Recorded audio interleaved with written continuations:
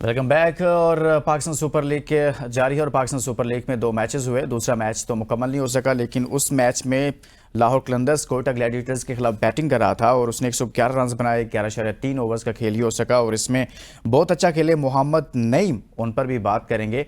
और इसी तरह से अब्दुल्ला शफीक 32 बॉल पर 53 रन उन्होंने बनाए, लेकिन अब्दुल्ला यहाँ पर नॉट आउट थे।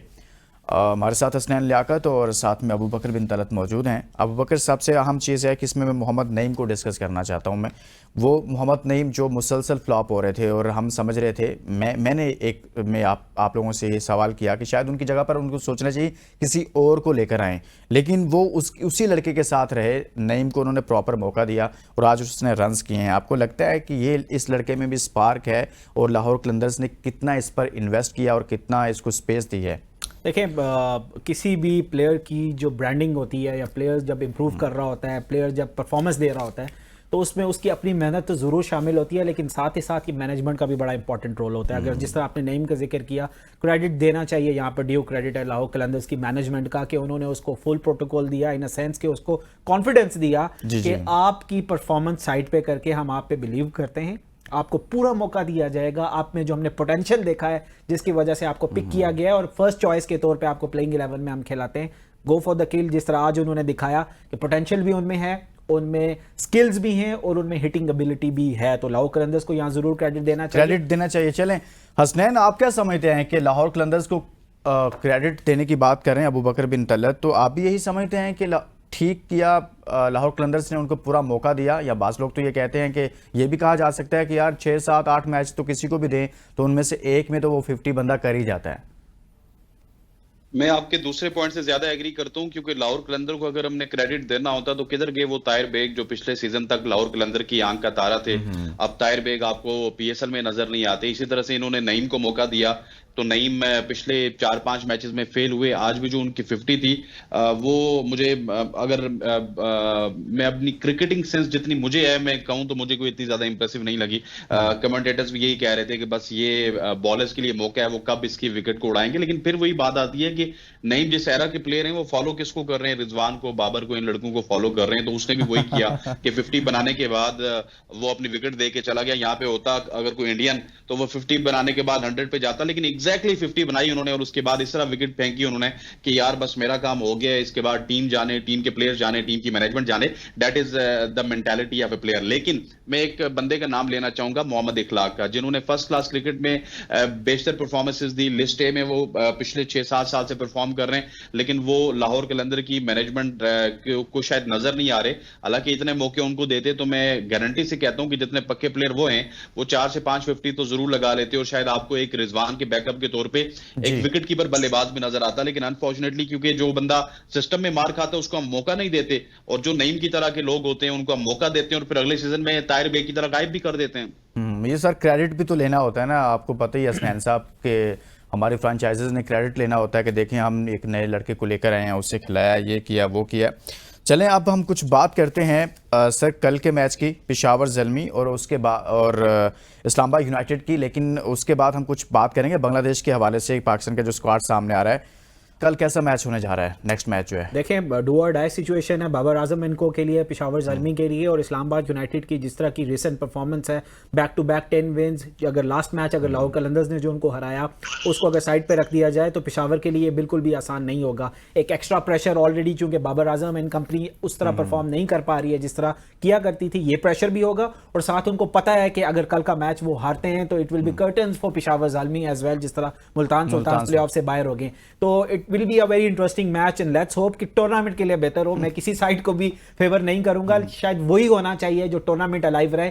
और आई स्टिल वांट कि इस्लामाबाद देखें ऑलरेडी ऑलमोस्ट क्वालिफाई कर चुका है। हसनैन आप क्या पेशावर को जीतना चाहिए? हसनैन पेशावर ज़ल्मी बाबर आजम की कप्तानी में खेल रहे हैं, आप समझते हैं कि कल के मैच के बाद ये भी उसी सफर पर रवाना हो जाएंगे जिस पर मुल्तान सुल्तान मोहम्मद रिजवान की कप्तानी में हुए हैं, यानी कि बाबर आजम मोहम्मद रिजवान के पीछे पीछे? देखिए, मुझे ये लगता है कि शायद कल ऐसा आपको होता हुआ नजर ना आए और कल शायद बाबर आजम उनकी टीम परफॉर्म करते हुए नजर आए, क्योंकि इस्लामाबाद मुझे बहुत ज्यादा तजुर्बाती मूड में नजर आती है। जिस तरह कल उनकी पूरी की पूरी टीम चेंज थी, उसमें 4-5 चेंजेस थे। इसी तरह से मेरा ख्याल है कि पेशावर के खिलाफ भी वो डाटा ड्रिवन टीम ही लेके आएंगे। हो सकता है कि वही टीम हो सकता है उसमें भी चेंजेस हो, लेकिन मुझे लगता है कि अपने होम क्राउड के सामने बाबर आप कह रहे हैं कि पेशावर या बाबर आजम करेंगे अच्छा परफॉर्म कर सकते हैं कल के मैच में। मुझे जीतेगी भी, क्योंकि अगर पेशावर जीत गई तो आपकी पीएसएल थोड़ी सी डेड हो जाएगी अगर आ गई। अच्छा हसनैन, ये कमेंट कीजिएगा, मोहम्मद आमिर क्यों नहीं थे आज यार?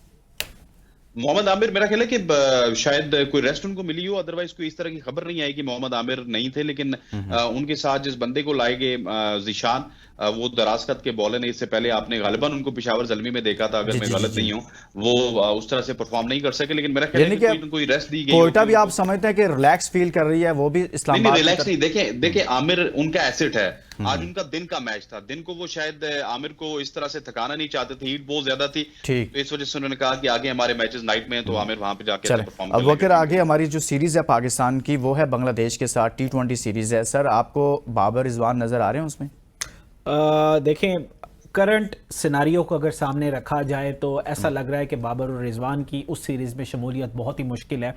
लेकिन हमें शायद हमेशा से मुश्किल है या इनकी मेरिट पर जगह ही नहीं बनती क्या है? दोनों चीजें, अगर करंट परफॉर्मेंस को भी अगर देखा जाए और अगर बड़े नामों को साइड पे कर दिया जाए तो परफॉर्मेंस वाइज जगह नहीं बनती है, क्योंकि वहां पर हमने देखा कि यंगस्टर्स ऐसे मौजूद हैं जिन्होंने उनके शूज फिल किए हुए, वो परफॉर्म भी अच्छा कर रहे हैं। ये एक बहुत बड़ा उनके सामने कैनवस मौजूद था, एक प्लेटफॉर्म था जिसमें वो अपनी परफॉर्मेंस का रिवाइवल करते हैं, उसके बाद अपनी पोटेंशियल बताते हैं कि हम भी मॉडर्न डे क्रिकेट को कंपीट कर सकते हैं। लेकिन अनफॉर्चुनेटली ऐसा नहीं हुआ। लेकिन दोनों को इस चीज की रियलाइजेशन भी जरूर है। लेकिन जो इंपॉर्टेंट पॉइंट है, मैं वो ये करना चाहता हूं कि देखिए, हम हमेशा से ना शॉर्ट टर्म मेमोरी और शॉर्ट टर्म डिसीजंस और इसी तरह वन मोमेंट, जिस तरह पाकिस्तान क्रिकेट हमेशा से वन मोमेंट का नाम है, आप पीएसएल के ये करंट परफॉर्मेंस को लेकर के आएंगे बांग्लादेश के सीरीज के अगेंस्ट, लेकिन ये चीज ध्यान में नहीं रखेंगे जो इंपॉर्टेंट एशिया कप है वो किस कंडीशंस में होना है, वो दुबई की यूएई की कंडीशंस में मोस्ट लाइकली होगा। लेकिन सर, अगर परफॉर्मेंस को देखें तो रिजवान तो इस वक्त तक तो टॉप पे जा रहे हैं, अभी 1-2 मैच और उनको मिल गया तो मेरे ख्याल में, और आज तो 0 पर आउट हो गए। खैर, वो हसनैन लियाकत साहब, बांग्लादेश के खिलाफ आपने T20 सीरीज खेलनी है सर, बाबर रिजवान आपको नजर आ रहे हैं इस सीरीज में?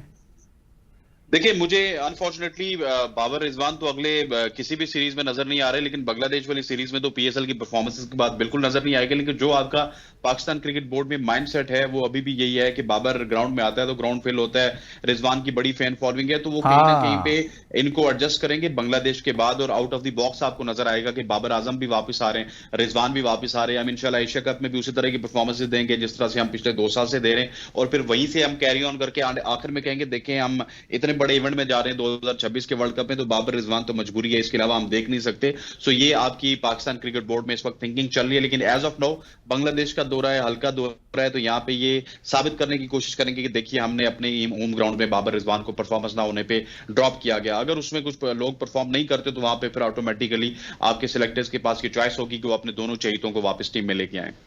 अब वक्त सरप्राइज क्या मिल रहा है इस सीरीज में, यानी कि इस पीएसएल की परफॉर्मेंसेस को देखने के बाद कौन सा ऐसा लड़का आपको लग रहा है कि यार ये आ जाएगा?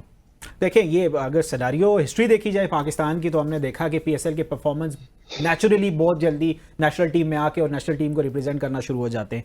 लेकिन इस दफ़ा सिनारियो थोड़ा डिफरेंट है लुकमान, आपको ये भी देखना पड़ेगा कि फ्रेंचाइज की जो इन्फ्लुएंस है वो बहुत ज़्यादा हो गया पाकिस्तान की सिलेक्शन में, मैनेजमेंट में, और पाकिस्तान के की मेकिंग कैप्टन बनवाने में, इवन हर चीज़ में। तो अब ये हमने देखना है कि इस दफ़ा ये पीएसएल ख़त्म होने के बाद वो कौन सी फ्रेंचाइज है जिसका कोई कोच या जिसका कोई सिलेक्टर लगने जा रहा है या एडिशन होगा, तो definitely to the best of my knowledge वो इस्लामाबाद यूनाइटेड है। अब ऐसे में हमने देखा है कि इस्लामाबाद यूनाइटेड के जो कोच है, जाहिर है आपका एक टिल्ट जरूर होता है अपनी जो फ्रेंचाइज है उसके प्लेयर्स की तरफ, तो शायद मुश्किल हो जाएगा बहुत सारे दूसरे प्लेयर्स का आना इस्लामाबाद यूनाइटेड के अलावा। शादाब खान अपनी जगह ऑलरेडी कंक्रीट कर लेंगे, इसी तरह सलमान अली आगा भी सेफ एंड साउंड फरहान आ जाएंगे, साहबजादा फरहान 100% आ जाएंगे, और इसी तरह कुछ और नाम भी हैं जिसमें अब्बास अफरीदी का नाम है, हसन अली की वापसी आप जरूर देख सकते हैं, और हुसैन तलत एक ऐसे परफॉर्मर है जिनको आप जरूर देख सकते हैं। हसनैन, अगर माइक हैसन को कोच बना देता है, पाकिस्तान टीम बना देती है, पाकिस्तान क्रिकेट बोर्ड बना दिया है या बना देता है, बल्कि यानी कि अब 4 तारीख को फाइनली आप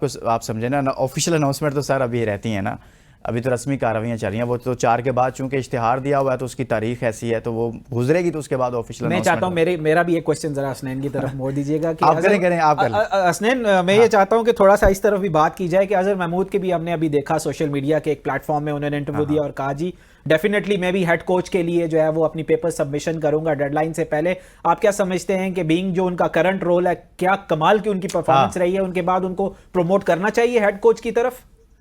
देखिए वो जो पहले लुकमान साहब का जवाब दे देता हूँ कि लुकमान साहब अभी वो सिर्फ इतना बाकी है, कबूल है कबूल है कबूल है, वो 4 मई को कबूल है कर लेंगे। और माइक हैसन के हवाले से एक भी बात बता दूं, अगर माइक हैसन आए तो फिर सलमान अली आगा को आप T20 कप्तान ना देखिए, फिर आप शादाब खान को ही T20 कप्तान देखिए। और जहां तक आपने अजहर महमूद की बात की, अबू बकर साहब, अजहर महमूद से हम अभी अगर जान छुड़ा ले वक्तन फवक्तन तो बेहतर है, क्योंकि जिस तरह से बाबर रिजवान हमारे लिए तबाही है उसी तरह से अजहर महमूद भी तबाही है कि वो चिपके हुए हमारे सिस्टम में और उनके पास पता नहीं कौन सी गिदड़ सिंगी थी कि वो चिपके रहे। हालांकि यहाँ पे यासिर अरफात आए, रातों रात उनको बाहर निकाल दिया गया, हफीज आए, रातों रात उनको बाहर निकाल दिया गया, लेकिन अजहर महमूद अभी भी सिस्टम में मौजूद अभी भी रहेंगे। मतलब कि अजहर महमूद मुझे अभी रहेंगे। फीलिंग यही है, मुझे स्ट्रॉन्ग फीलिंग ये है कि साइड रोल पे कहीं ना कहीं आप अजहर महमूद को देखेंगे। यार अबू बकर साहब अभी भी मतलब लेकिन मेरा सवाल बॉलिंग कोच या समथिंग लाइक, हाँ किसी भी तरह से वो टीम के साथ रह अभी भी वो चल सकते हैं। देखिए लुकमान, हसनैन ने जो बात की मैं इसी को ऐड ऑन करना चाहूंगा। अजहर महमूद की जो सबसे बड़ी खासियत है वो ये है कि वो जो 90s की एरा की क्रिकेट की लॉबी हुआ करती थी ना, जो बड़े नाम हुआ करते थे, वो उसमें ऐसा फिट होते हैं, उनकी बड़ी अच्छी दोस्ती है उनके साथ। और लोग जी बकर साहब ऊपर से वसीम साहब भी सिफारिश कर लेते हैं, वकार साहब भी कर लेते हैं, इनकी को भी प्रॉब्लम नहीं है तो गैंग का बंदा बीच में बैठा हुआ है वो फोन कर देते हैं, अजू यार फलां बंदे को रख लेना, तो अजू सिफारिश कर देता है। मैं उसी तरफ आ रहा था। बिल्कुल हसनैन, आपने राइटली पॉइंट आउट किया। देखिए लुकमान, इशू ये है कि बहुत सारे बैक स्टेज अदाकार ऐसे हैं पाकिस्तान क्रिकेट में जो सामने तो नहीं आते लेकिन बहुत पावरफुल है। वो बहुत पावरफुल है, वो की डिसीजंस करते हैं, वो सिलेक्टर्स से लेके कोचेस से लेके कप्तान बनवाने और हटाने तक उनका इन्फ्लुएंस और उनका रोल होता है। और अजहर महमूद भी उसी कैटेगरी में फॉल करते हैं। He was a very good allrounder, वो बहुत अच्छे परफॉर्मर थे। लेकिन इसका ये मतलब नहीं कि जिस भी बंदे ने सर्टिफाइड कोचिंग की हुई है आप हर उस बंदे को ले आए, अगर उनकी परफॉर्मेंस पाकिस्तान टीम के साथ नहीं है, उनका कोई असर नहीं है। टाइम खत्म हो गया अबू बकर, बहुत बहुत शुक्रिया आपका, बहुत शुक्रिया हसनैन साहब आपका। और आज के प्रोग्राम में, आज के इस मिशन में हमने बात की है लाहौर कलंदर्स का एक मैच था, वो बारिश की वजह से मुकम्मल नहीं हो सका। और दूसरे मैच में मुल्तान सुल्तान्स का तकरीबन पाकिस्तान सुपर लीग 2025 से अपना सफ़र जो है वो ख़त्म हो चुका है टेक्निकली। आगे देखते हैं क्या होता है। इजाज़त दीजिए, अपना बहुत सारा ख्याल रखिएगा। अल्लाह हाफ़िज़।